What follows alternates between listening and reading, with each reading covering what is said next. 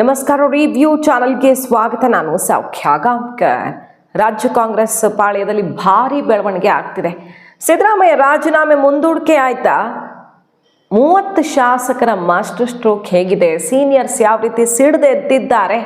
ಇದು ಯಾವುದಕ್ಕೂ ತಲೆ ಕೆಡಿಸ್ಕೊಳ್ಳೋದು. ಡಿ ಕೆ ಶಿವಕುಮಾರ್ ಪ್ರಮಾಣ ವಚನದ ಡೇಟನ್ನು ಇನ್ನು ಮುಂಚೆನೇ ಮಾಡ್ಕೊಳ್ತಿದ್ದಾರೆ. ಏನು ಕಥೆ ಹಾಗಾದರೆ? ಸೀನಿಯರ್ಸ್ ಎಲ್ಲ ಈಗ ಔಟ್ ಆಗ್ತಿರೋದು ಯಾಕೆ? ಏನು ಮಾಡ್ತಿದ್ದಾರೆ ಗೊತ್ತಾ ಈಗ ಸೀನಿಯರ್ಸ್? ಡೀಟೇಲ್ಸ್ ಇರ್ತಾ ಹೋಗ್ತೀವಿ. ಮಿಸ್ ಮಾಡಿದ್ರೆ ನಮ್ಮ ಚಾನಲ್ನ ಸಬ್ಸ್ಕ್ರೈಬ್ ಮಾಡಿ, ನಿಮ್ಮ ಅಭಿಪ್ರಾಯ ಕಮೆಂಟ್ ಮಾಡಿ ತಿಳಿಸಿ. ವೀಕ್ಷಕರೇ, ಕೈಪಾಳ್ಯದ ಎಕ್ಸ್ಕ್ಲೂಸಿವ್ ಮಾಹಿತಿ ನಿಮ್ಮ ಮುಂದೆ ಇಡ್ತಾ ಇದ್ದೀವಿ.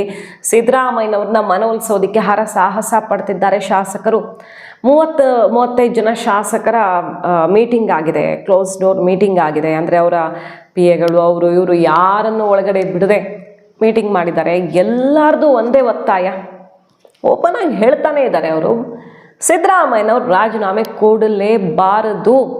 ಶಾಸಕಾಂಗ ಸಭೆಯಲ್ಲೇ ತೀರ್ಮಾನ ಆಗಲಿ. ಶಾಸಕಾಂಗ ಸಭೆ ಆಗೋ ತನಕ ಸಿದ್ದರಾಮಯ್ಯನವ್ರು ರಾಜೀನಾಮೆ ಕೊಡಬಾರ್ದು. ಈಗ ನಾಳೆ 10:30ಗೆ ರಾಜೀನಾಮೆ ಅಂತ ನಿಗದಿ ಮಾಡ್ಕೊಂಡಿದ್ದಾರೆ ಸಿದ್ದರಾಮಯ್ಯನವರು. ರಾಜ್ಯಪಾಲರ ಹತ್ರ ಸಮಯ ಕೇಳಿರೋದು ಎಲ್ಲ ಆಗ್ತಿದೆಯಲ್ಲ. ಆದರೆ ಆ ಟೈಮು ಪೋಸ್ಟ್ಪೋನ್ ಮಾಡ್ಕೊಳ್ಳಿ. ನೀವು ಒಂದು ಸಲ ವೆಯ್ಟ್ ಮಾಡಿ ನೋಡಿ, ಇನ್ನೊಂದು ಚಾನ್ಸ್ ತಗೊಳ್ಳಿ. ಶಾಸಕಾಂಗ ಸಭೆ ಈಗ ನಾಳೆ ಅಥವಾ ನಾಡಿದ್ದು ನಡಿಬೋದು. ಮ್ಯಾಕ್ಸಿಮಮ್ ಲೇಟ್ ಅಂದರೆ ಶುಕ್ರವಾರ ಶಾಸಕಾಂಗ ಸಭೆ ವೀಕ್ಷಕರು ಬರ್ತಿದ್ದಾರೆ.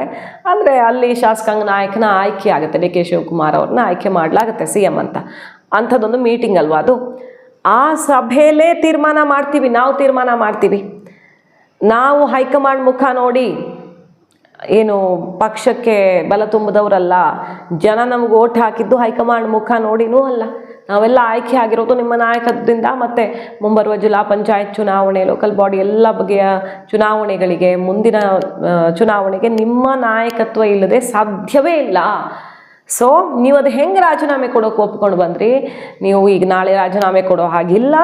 ಶಾಸಕಾಂಗ ಸಭೆ ಆದಮೇಲೆ ರಾಜೀನಾಮೆ ಕೊಡಿ. ನೀವು ಅಲ್ಲಿ ತನಕ ಇಲ್ಲವೇ ಇಲ್ಲ ಅಂತ ಪಟ್ಟು ಹಿಡಿದಿದ್ದಾರೆ ಶಾಸಕರು. ಡಿ ಕೆ ಅದೇನು ಮಾಡ್ತಾರೋ ನೋಡೇ ಬಿಡೋಣ ಅಂತ. ಸೊ ಸಿದ್ದರಾಮಯ್ಯನವರು ಇಲ್ಲ ರೀ ಹಾಗೆಲ್ಲ ಮಾಡೋಕ್ಕಾಗಲ್ಲ ಅಂತ ಎಷ್ಟೇ ಕನ್ವಿನ್ಸ್ ಮಾಡಿದ್ರು ಶಾಸಕರು ಪಟ್ಟು ಬಿಡ್ತಿಲ್ಲ. ಆಯಿತು ನಾಳೆ ತಿಳಿಸ್ತೀನಿ ತೀರ್ಮಾನವನ್ನು ಅಂತ ಹೆಚ್ಚು ಏನು ಮಾತೇ ಆಡದೆ ಇವತ್ತು ಮಾತಾಡ್ತಾನೆ ಇಲ್ಲ ಸಿದ್ದರಾಮಯ್ಯನವ್ರು. ರಿಯಾಕ್ಷನ್ನೇ ಇಲ್ಲ. ಯಾರೆಷ್ಟು ಹೇಳಿದ್ರು ಎದ್ದು ಹೋಗಿದ್ದಾರೆ. ಸೊ ಒಂದಲ್ಲ 2 ಸುತ್ತಿನ ಮೀಟಿಂಗ್ಗಳಾಗಿವೆ ಅನ್ನೋದು ಅತ್ಯಂತ ಪ್ರಮುಖವಾದದ್ದು. ಇದೆಲ್ಲ ಡೆವಲಪ್ಮೆಂಟ್ ಗಮನಿಸ್ತಿರುವಂಥ ಡಿ ಕೆ ಶಿವಕುಮಾರ್ ಜೂನ್ 5 ತನಕ ಕಾಯೋಕೆ ರೆಡಿ ಇಲ್ಲ. ಅಜ್ಜಯ್ಯನವರ ಮುಹೂರ್ತ ವೇಟ್ ಮಾಡಬಹುದು, ಏನೇ ಅಂದ್ಕೊಳ್ಬಹುದು ಒಳ್ಳೆ ಸಮಯ ಅಂತ. ಆದರೆ ಒಂದೊಂದು ಕ್ಷಣ ಕೂಡ ಡಿ ಕೆ ಶಿವಕುಮಾರ್ ಅವ್ರಿಗಿದು ಸಂಕಷ್ಟನೇ. ಹಾಗಾಗಿ ಇದೇ 30ನೇ ತಾರೀಕು ಶನಿವಾರನೇ ಡಿ ಕೆ ಶಿವಕುಮಾರ್ ಅವರು ಪ್ರಮಾಣ ವಚನ ತಗೊಳ್ಳಿದ್ದಾರೆ ಅನ್ನುವಂಥ ಲೇಟೆಸ್ಟ್ ಸುದ್ದಿ, ಬ್ರೇಕಿಂಗ್ ನ್ಯೂಸ್ ಈಗ ಬರ್ತಿದೆ. ಹಾಗಾದರೆ ಸೀನಿಯರ್ಸ್ ಏನು ಮಾಡ್ತಾರೆ? ಸೀನಿಯರ್ಸ್ ಎಲ್ಲ ಸಿಡಿದಿದ್ದಾರೆ. ಈಗ ನಾವು ಈ ಡಿ ಕೆ ಅಂಡರೆಲ್ಲ ಕೆಲಸ ಮಾಡೋಕ್ಕೆ ರೆಡಿ ಇಲ್ಲ, ನಮಗಿಂತ ಜೂನಿಯರ್, ನಾವು ಸೀನಿಯರ್ಸ್ ಇದ್ದೀವಿ, ಅನುಭವಿಗಳಿದ್ದೀವಿ, ನಮ್ಮ ಹತ್ರ ಆಗಲ್ಲ ಇವ್ರ ಕೆಳಗಡೆ ಕೆಲಸ ಮಾಡೋಕ್ಕೆ ಅಂತ ಸಿಡಿದೆದ್ದಿದ್ದಾರೆ. ಸೊ ಬಹುತೇಕ ಸೀನಿಯರ್ಸು ಒಂದು ಅವರಾಗೇನೆ ಔಟ್ ಆಗ್ತಾರೆ, ಇಲ್ಲ ಹೈಕಮಾಂಡೇ ಅವರನ್ನು ದೂರ ಇಡೋಕೆ ಬಯಸ್ತಾ ಇದೆ. ಯಾಕಂದರೆ ಹೊಸಬರ ತಂಡ, ಯುವಕರ ತಂಡ ಕಟ್ಟಿ ಅವ್ರಿಗೆ ಸಚಿವ ಸ್ಥಾನ ಕೊಟ್ಟು ಸೀನಿಯರ್ಸ್ನೆಲ್ಲ ಪಕ್ಷ ಸಂಘಟನೆಗೆ ಬಳಸ್ಕೊಳ್ಳುವಂಥ ನಿರ್ಧಾರವನ್ನು ರಾಹುಲ್ ಗಾಂಧಿ ಅವರೇ ಮಾಡಿದ್ದಾರೆ ಅಂತ ಗೊತ್ತಾಗ್ತಿದೆ. ಪರಮೇಶ್ವರ್ ಅವರನ್ನು ಹೆಚ್ಚು ಅಂದರೆ ಸ್ಪೀಕರ್ ಮಾಡಬಹುದು. ಯಾಕಂದರೆ ಅವರು ಸೀನಿಯಾರಿಟಿ, ಅವರೇ CM ಆಗಬೇಕು ಅನ್ನೋ ತನಕ ಇದ್ದಂಥ ಕೂಗು ಅದು. ಬಟ್ ಸ್ಪೀಕರ್ ಆಗೋಕ್ಕೆ ಅವ್ರಿಗೆ ಇಷ್ಟ ಇದೆಯಾ ಇಲ್ವಾ, ಅವ್ರಿಗಿದೆಯಾ ಇಲ್ವಾ ಅನ್ನೋದಕ್ಕಿಂತ ಹೈಕಮಾಂಡ್ ಏನು ಹೇಳುತ್ತೆ ಅನ್ನೋದು ಇಲ್ಲಿ ಇಂಪಾರ್ಟೆಂಟ್ ಆಗುತ್ತೆ. ಉಳಿದಂತೆ KJ ಜಾರ್ಜ್ ಅವ್ರಿಗೆ ರಾಜ್ಯಸಭೆಗೆ ಹೋಗೋ ಚಾನ್ಸ್ ಇದೆ. KJ ಜಾರ್ಜ್ ಅವರಂತೂ ಡಿ ಕೆ ಕೆಳಗಡೆ ಕೆಲಸ ಮಾಡೋದು ಒಪ್ಪಲ್ಲ. ಅಂದರೆ ಸ್ವಲ್ಪ ಕಷ್ಟ ಆಗುತ್ತೆ ಅವ್ರಿಗೆ, ಅವರ ಸೀನಿಯಾರಿಟಿಗೆ. ಡಿ ಕೆ ಕ್ಯಾಬಿನೆಟಲ್ಲಿ ಮಿನಿಸ್ಟರ್ ಆಗಿರೋದು, ಸಿದ್ದರಾಮಯ್ಯನವ್ರದ್ದೇ ಬೇರೆ, ಡಿ ಕೆ ಶಿವಕುಮಾರ್ ಅವ್ರದ್ದೇ ಬೇರೆ. ಹಾಗಾಗಿ KJ ಜಾರ್ಜ್ ಅವರು ರಾಜ್ಯಸಭೆಗೆ ಹೋಗ್ಬೋದು. ಸಿದ್ದರಾಮಯ್ಯನವ್ರನ್ನ ರಾಜ್ಯಸಭೆಗೆ ಕಳ್ಸೋಕ್ಕೆ ಹೈಕಮಾಂಡ್ ರೆಡಿ ಇದ್ದರು. ಸಿದ್ದರಾಮಯ್ಯನವರು ರಾಜೀನಾಮೆ ಕೊಟ್ಟ ಮೇಲೆ ಯಾವ ಪೋಸ್ಟು ತೊಗೊಳ್ಳೋಕ್ಕೆ ರೆಡಿ ಇಲ್ಲ ಅನ್ನೋದು ಗೊತ್ತಾಗ್ತಿದೆ. ಇದ್ದರೆ ಇರ್ತೀನಿ, ಎಲ್ಲ ಕಂಪ್ಲೀಟ್ ನಿವೃತ್ತಿ ಅನ್ನೋ ಮನಸ್ಥಿತಿಯಲ್ಲಿ ಸಿದ್ದರಾಮಯ್ಯನವರು ಇದ್ದಾರೆ. ಸೊ ಬಹುತೇಕ ಜಾರ್ಜ್ ಅವರು ರಾಜ್ಯಸಭೆಗೆ ಹೋಗ್ತಾರೆ. ಮುನಿಯಪ್ಪನವರು ರಾಜೀನಾಮೆ ಅಂದರೆ ಅವರನ್ನು ಹೊರಗಡೆ ಕಳಿಸ್ತಾರೆ. ಅವ್ರ ಮಗಳಿಗೆ ರೂಪಾ ಶಶಿಧರ್ ಅವ್ರಿಗೆ ಅವಕಾಶ ಮಾಡಿಕೊಡ್ತಾರೆ. ಮಹದೇವಪ್ಪನವರು, ಭೈರತಿ ಸುರೇಶ್ ಅವರು, ಚಲುವರಾಯ ಸ್ವಾಮಿ ಇವರೆಲ್ಲ ಬಹುತೇಕ ಔಟ್ ಆಗ್ತಾರೆ. ಜಾರ್ಜ್ ಅವರು ರಾಜ್ಯಸಭೆಗೆ ಹೋಗ್ತಾರೆ. ದಿನೇಶ್ ಗುಂಡೂರಾವ್ ಅವರು ಔಟ್ ಆಗ್ತಾರೆ. ಕೆ ವೆಂಕಟೇಶು, ತಿಮ್ಮಾಪುರ ಅವ್ರದ್ದು ಹೆಂಗೂ ಹಗರಣ ಅದು ಇದು ಅಂತೆಲ್ಲ ಸದ್ದಾಗಿತ್ತು. MC ಸುಧಾಕರ್ ಅವರು ಇವರೆಲ್ಲ ಬಹುತೇಕ ಈ ಸಂಪುಟದಲ್ಲಿ ಸ್ಥಾನ ಕಳ್ಕೊಂಡು ಹೊಸ ಸಂಪುಟ ರಚನೆ ಆಗಿ ಅದರಲ್ಲಿ ಯುವಕರೇ ಜಾಗ ಪಡ್ಕೊಳ್ತಾರೆ ಬಹುತೇಕ. ಯತೇಂದ್ರ ಅವರು ಇರ್ತಾರೆ. ಪ್ರಿಯಾಂಕ್ ಖರ್ಗೆ ಅವರು ಹೋಮ್ ಮಿನಿಸ್ಟರ್ ಆಗ್ಬೋದು. ಯಾಕಂದರೆ ಪ್ರಿಯಾಂಕ್ ಖರ್ಗೆ ಅವರು RSS ಒಂಥರ ಕಾಂಗ್ರೆಸ್ನಲ್ಲಿ ಸಿಕ್ಕಾಪಟ್ಟೆ ಅಬ್ಬರಿಸಿ ಹೈಕಮಾಂಡ್ ಗಮನನೂ ಸೆಳೆದವರು. ರಾಜ್ಯದಲ್ಲಿ ಹಿಡಿತ ಇಟ್ಕೊಳ್ಳೋ ವಿಚಾರದಲ್ಲಿ ತುಂಬ ಹುಮ್ಮಸ್ಸಿದೆ. ಸೊ ಪ್ರಿಯಾಂಕ್ ಖರ್ಗೆ ಅವರು DCM ಪ್ಲಸ್ ಹೋಮ್ ಮಿನಿಸ್ಟರ್ ಆಗುವಂಥ ದಟ್ಟ ಸಾಧ್ಯತೆ ಇದೆ. HC ಬಾಲಕೃಷ್ಣ ಮತ್ತು ಬೇಳೂರು ಗೋಪಾಲಕೃಷ್ಣ, ಹರಿಪ್ರಸಾದ್ ಅವರು ತುಂಬ ಪ್ರಯತ್ನದಲ್ಲಿದ್ದರು. ಬಟ್ DK ಜೊತೆ ಇರೋಕ್ಕೆ ಅವ್ರಿಗೆ ಇಷ್ಟ ಇದ್ದಂಗೆ ಕಾಣಿಸಲ್ಲ. DKಗೆ ಹರಿಪ್ರಸಾದ್ ಇದ್ದರೂ ತಲೆನೋವೆ. ಹಾಗಾಗಿ ಹರಿಪ್ರಸಾದ್ ಅವ್ರನ್ನ ತೊಗೊಳ್ಳೋ ಡೌಟು. ಹೇಗೂ ಕಮ್ಯುನಿಟಿ ಸೇಮ್ ಆಗಿರೋದ್ರಿಂದ ಮಧು ಬಂಗಾರಪ್ಪ ಅವರು ಔಟ್ ಆದರೆ ಬೇಳೂರು ಗೋಪಾಲಕೃಷ್ಣ ಈ ರೀತಿ ಆಯ್ಕೆಗಳು ಬರಬಹುದು ಅಂತ ಅನಿಸುತ್ತೆ. ಫಸ್ಟ್ ಟೈಮು ಸೆಕೆಂಡ್ ಟೈಮು MLAಗಳಾಗಿರೋರೆ ಸುಮಾರು 34 ಜನ ಇದ್ದಾರೆ. ದರ್ಶನ್ ಧ್ರುವನಾರಾಯಣು, ಪ್ರದೀಪ್ ಈಶ್ವರು, ಗಣೇಶ್ ಹುಕ್ಕೇರಿ, ರೂಪಕಲಾ ಶಶಿಧರ್, ರಿಜ್ವಾನ್ ಅರ್ಷದ್ದು, ಶರತ್ ಬಚ್ಚೇಗೌಡ, ಈ ಥರ ಯುವ ನಾಯಕರ ಟೀಮ್ ಒಂದಿದೆಯಲ್ಲ, ಅವರಲ್ಲಿ ಒಂದಿಷ್ಟು ಜನಕ್ಕೆ ಸ್ಥಾನಮಾನ ಸಿಗಬಹುದು. ಸೊ DK ಶಿವಕುಮಾರ್ ಅವರ ತಯಾರಿ ಭರ್ಜರಿಯಾಗಿ ಸಾಗ್ತಿದೆ. ಎಲ್ಲ ರೆಡಿ ಮಾಡ್ಕೊಂಡಿದ್ದಾರೆ. ಆದರೆ ಅದರ ನಡುವೆ ಸಿದ್ದು ಬಣ ಶಾಕ್ ಕೊಡ್ತಿದೆ. ಯಾವ ರೀತಿ ದೇಶಪಾಂಡೆ ಅವರು ಬಿಗ್ ಬಾಂಬ್ ಸಿಡಿಸಿದ್ದಾರೆ. ಹೈಕಮಾಂಡ್ ಹೇಳಿರಬಹುದು, ಆದರೆ ಸಿದ್ದರಾಮಯ್ಯನವ್ರು ಏನು ತೀರ್ಮಾನ ತಗೊಳ್ತಾರೆ ಅನ್ನೋದು ಇನ್ನೂ ಗೊತ್ತಾಗಿಲ್ವಲ್ಲ. ಸಿದ್ದರಾಮಯ್ಯನವ್ರು ಹೇಳ್ಬೇಕ್ರಿ, ಹೈಕಮಾಂಡ್ ಅಲ್ಲ ಅನ್ನೋ ಅರ್ಥದಲ್ಲಿ ನೇರ ಸವಾಲು ಹಾಕ್ತಿದ್ದಾರೆ. ಅಹಿಂದ ಸಂಘಟನೆಗಳು ಈಗ ಮುಗಿಬಿದ್ದಿರೋದು. ಅದು ಹೆಂಗೆ ಸಿದ್ದರಾಮಯ್ಯನವ್ರನ್ನ ಇಳಿಸ್ತೀರಾ?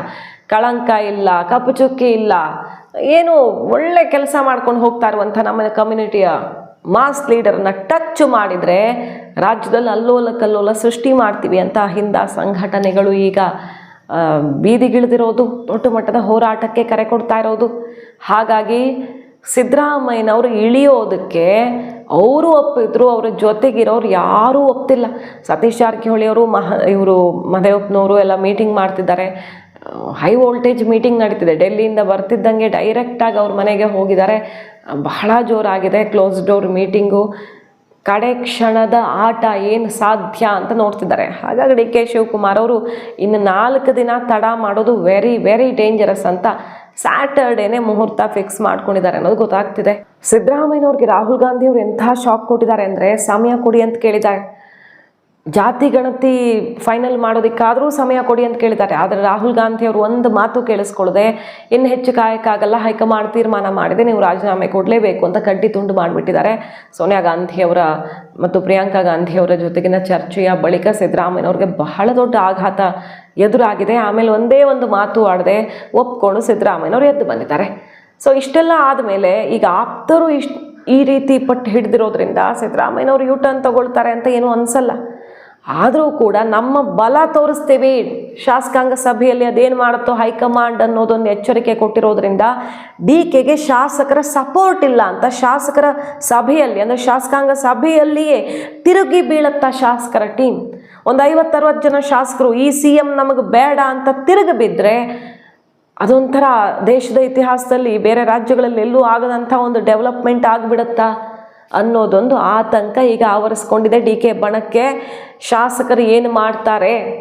ಸಿದ್ದರಾಮಯ್ಯನವರು ರಾಜ್ಯದಲ್ಲಿ ಇರೋದೇ ಬೇಡ, ಅವರು ರಾಜ್ಯಸಭೆಗೆ ಹೋಗಲಿ, ಅಲ್ಲಿ ರಾಜ್ಯಸಭೆಯಲ್ಲಿ LOP ಆಗಲಿ, ಈ ಥರದ್ದೆಲ್ಲ ಆಯಾಮಗಳು ಕೇಳಿ ಬರ್ತಿದೆ. ಯಾಕಂದರೆ ರಾಜಕಾರಣದಲ್ಲಿದ್ದರೆ ಅವ್ರು ಸುಮ್ಮನೆ ಇರಲ್ಲ. BJPಗೆ ಹೇಳ್ತಿರೋದು ಅದನ್ನೇ. ಅವರು ಹಳೆ ಹುಲಿ ಯಾವಾಗ ಏನು ಆಟ ಕಟ್ತಾರೆ ಅನ್ನೋದು ಕಟ್ಟಿದಾಗಲೇ ಗೊತ್ತಾಗೋದು. ನೋಡ್ತಾ ಇರಿ, ಕಾದು ನೋಡಿ. ನಂತರ ಚುನಾವಣೆ ಫಿಕ್ಸ್ ಕರ್ನಾಟಕದಲ್ಲಿ. ಸಿದ್ದರಾಮಯ್ಯನವ್ರು ಏನು ಮಾಡ್ತಾರೆ ಕಾದು ನೋಡಿ ಅನ್ನೋ ಟ್ರೇಲರ್ ಬೇರೆ ಬಿಟ್ಟಿದ್ದಾರೆ. ಸೊ ಅವ್ರು ರಾಜ್ಯಸಭೆಗೆ ಹೋಗಿ LOP ಆಗಿ ಇದೆಲ್ಲ ಆಗೋ ಕೆಲಸ ಅಂತ ಅನ್ನಿಸ್ತಿಲ್ಲ. ಒಪ್ಪುತ್ತಾರೆ ಅವರು ಅಂತ ಅನ್ನಿಸ್ತಿಲ್ಲ.